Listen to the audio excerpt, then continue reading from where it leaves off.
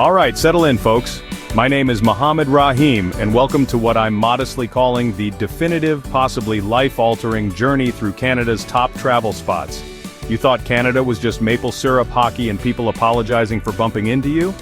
Well, you're not entirely wrong, but there's so much more. It's like an all-you-can-eat buffet of gorgeous scenery and cities that actually have, personality.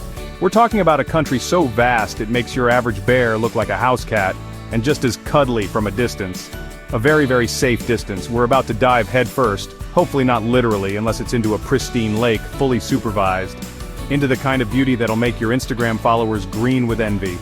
Or maybe they'll just think you're really good with filters. Either way, win-win. From mountains that scrape the sky, politely of course, they're Canadian mountains, to cities so vibrant they make a disco ball look dull, Canada's got the goods. It's a diverse tapestry of landscapes, cultures, and poutine variations that will blow your mind, or at least make you very, very hungry. So grab your toque, that's a winter hat. For the uninitiated, you'll thank me later, and maybe a Nanaimo bar, because this is going to be epic. Or, a reasonably entertaining travel video. Before we kick things off and I start gushing like Niagara Falls, spoiler alert, I'm genuinely curious, what's your absolute, hands-down, would fight a moose for it, favorite Canadian destination? Drop it in the comments below, don't be shy. Unless you're suggesting my hometown, then be very shy, it's a secret, kidding, mostly. First up on our hit list of, oh my god, I can't believe this place is real, is Banff National Park. Seriously, if mountains had dating profiles, Banff's would just be a picture with the caption, yeah, I woke up like this. It's that effortlessly stunning. We're talking turquoise lakes so bright, you'll think someone spilled a giant bottle of Gatorade, but in, the best way possible. And the mountains? They're not just big, they're majestic, imposing, like nature's bouncers, daring you not to be impressed. Good luck with that. You can hike trails that range from, oh, this is a nice stroll to, why did I skip leg day for the last decade? The views from the top, though? Worth every single gasp for air and the subsequent 3 days of waddling like a penguin. And let's not forget Lake Louise. It's so picturesque, it almost feels rude to take a photo, like you're disturbing its perfect serenity. But you will, oh you will, hundreds of them. Your camera roll will beg for mercy. There's also canoeing, kayaking, and if you're brave, a polar bear dip that'll wake you up faster than a triple espresso enema. Don't try that last one. Seriously. But Banff isn't just about looking pretty, it's an adventure playground. You can go whitewater rafting, try mountain biking on trails that will test your mettle and your bike's suspension, or just sit by a campfire and contemplate how small you are in the grand scheme of things, which, honestly, is pretty therapeutic after a day of dodging tourists trying to get a selfie with an elk. Pro tip: elks are bigger than you and less interested in your social media presence. So, respect the wildlife, pack your best flannel, and prepare to have your breath thoroughly taken away. It's the kind of place that stays with you, long after you've brushed the pine needles off your everything. Next, we're heading east to a little place you might have heard of, Niagara Falls. It's basically Mother Nature showing off her power washer skills on a colossal scale. And let me tell you, it is loud, like rock concert in a wind tunnel loud. But in a good way, the kind of loud that drowns out your existential dread. For a few minutes anyway.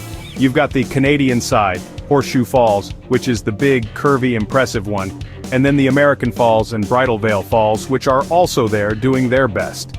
It's a natural wonder that genuinely makes you say, whoa. Getting up close and personal is a must. The Maid of the Mist, or Hornblower depending on which poncho you prefer, will take you right into the belly of the beast, or at least close enough to get thoroughly drenched and feel the thunderous roar in your chest. You'll look ridiculous in that plastic poncho, yes, but so will everyone else. It's a great equalizer. There's also the Journey Behind the Falls, where you can, journey behind the falls, it's exactly what it sounds like.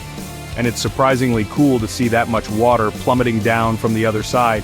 It's like being in nature's washing machine, set to apocalypse. But Niagara isn't just about the waterworks. The surrounding area, Clifton Hill, is a glorious, unapologetic tourist trap in the best possible way. Think wax museums, haunted houses, mini-golf with questionable themes, and enough flashing lights to power a small city. It's gaudy, it's cheesy, and honestly, it's a ton of fun, especially after you've had your fill of awe-inspiring nature.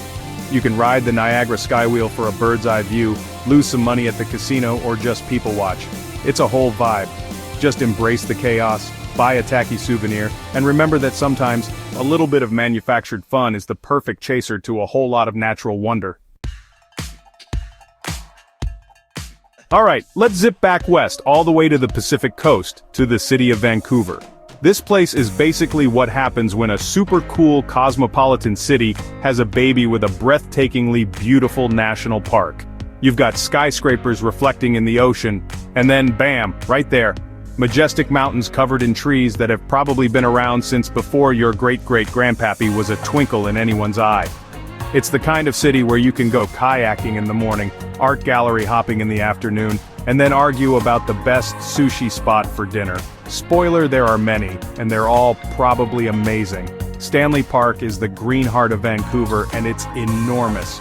You can walk, bike, or rollerblade the seawall, which offers stunning views of the city skyline, the North Shore Mountains, and sometimes, if you're lucky, a pod of orcas. Okay, maybe not that often, but a guy can dream, right? Then there's Granville Island, with its bustling public market. Imagine a place overflowing with fresh produce, artisanal cheeses, delicious baked goods, and crafty things you never knew you needed. It's a feast for the senses and a serious threat to your wallet. But hey, you're on vacation. And the food scene. Oh, the food scene. Because of its Pacific Rim location and diverse population, Vancouver is a culinary melting pot.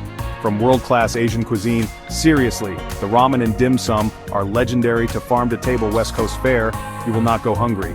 You might, however, experience decision paralysis. The city also has a fantastic arts and culture scene, with great museums, galleries, and live music venues, plus it rains, sometimes a lot. But hey, that's what gives the rainforest its lush, green, I'm in a mystical wonderland vibe, right? So pack an umbrella, an appetite, and your sense of adventure. Vancouver is waiting to charm your socks off, even if they get a little damp.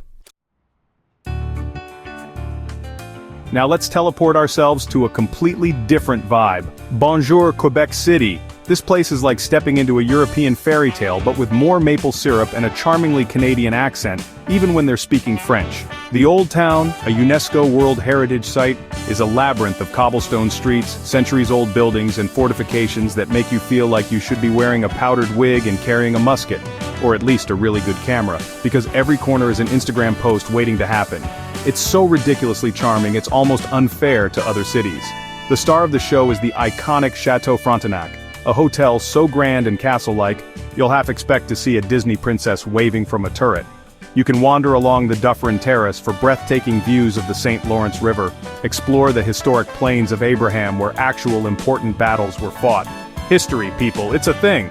Or just get lost in the adorable streets of Quartier Petit Champlain with its cute boutiques and cozy bistros. And yes, you will hear a lot of French. Embrace it, learn a few phrases, bonjour, merci, une poutine, s'il vous plaît, you know, the essentials. But Quebec City isn't just a pretty old face, it's a vibrant, living city with a unique culture. The food is incredible, think hearty French-Canadian classics, sophisticated modern cuisine, and of course, poutine, that will make you question all your life choices in the best possible way. There are festivals year-round, from the world-famous Winter Carnival, hello bonhomme, to summer music festivals. It's a city that celebrates its heritage with gusto but isn't afraid to have a good time. So practice your ooh-la-las, pack some comfortable walking shoes, those cobblestones are no joke, and prepare to be utterly enchanted. You might even leave speaking a little franglais. C'est magnifique, eh? Last but certainly not least on our Canadian crusade, we hit up Toronto, T-Dot, the 6 Ion. Whatever you call it, this city is Canada's biggest, brashest, and arguably most multicultural metropolis. It's a sprawling urban jungle of gleaming skyscrapers, diverse neighborhoods, and enough things to see and do to keep you busy for, well, pretty much forever. The CN Tower, once the world's tallest freestanding structure, still dominates the skyline, and yes, you should absolutely go up it. The view is insane, especially if you dare to walk on the glass floor. Just don't look down if you've recently eaten. Toronto is a city of neighborhoods, each with its own distinct personality.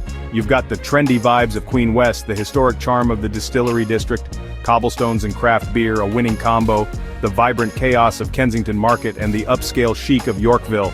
And the food, oh sweet mercy, the food. Thanks to its incredible diversity, you can find authentic cuisine from literally every corner of the globe. Little Italy, Greek Town, Koreatown, Chinatown. It's like a culinary Epcot, but with better public transit. You could eat your way around the world without ever leaving the city limits. Beyond the concrete and steel, Toronto also has its green spaces and waterfront. The Toronto Islands are a short ferry ride away and offer a peaceful escape with beaches, bike paths, and killer views of the city skyline. And let's not forget the museums and galleries.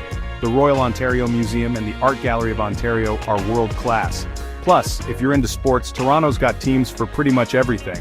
It's a dynamic, constantly evolving city that's always got something new to discover. It might not have the immediate wow factor of a mountain range, but its energy and diversity are a whole different kind of spectacular. Just try not to get lost in the path. It's an underground city basically, and it's confusing. And there you have it, my intrepid travel companions. A whirlwind tour through just 5 of Canada's absolute must-visit spots. We've scaled mountains, metaphorically mostly, gotten misty-eyed at waterfalls, literally if you did it right, explored vibrant cities and probably added a few pounds just thinking about all that poutine. Canada, you beautiful, sprawling, ridiculously polite beast, you've done it again. Hopefully, this has given you a serious case of wanderlust, or at least a craving for maple-cured bacon, which frankly, is a win in my book. Now the puck is in your rink, as they say up here. I've shared my top picks, but Canada is a massive place, full of hidden gems and personal favorites. So, I'm officially passing the talking stick to you. What did I miss? What's your go-to Canadian paradise? Where have you had an unforgettable adventure or an exceptionally good butter tart? Head down to the comments and spill the beans. Share your stories, your tips, your you won't believe this one time in Moose Jaw anecdotes. Let's turn this comment section into a love letter to Canada. Thank you so much for joining me, Mohammed Rahim, on this little jaunt across the Great White North. If you enjoyed this video, if you learned something, or if you just think my hair looked particularly good today, it did, right? Please do all the YouTube things. Hit that like button, subscribe for more travel inspiration that's almost as good as this, and ring that notification bell so you don't miss our next adventure. Who knows where we'll go next? Maybe somewhere warmer. Or maybe just back to Canada for more poutine. Stay curious, stay adventurous, and we'll see you in the next one.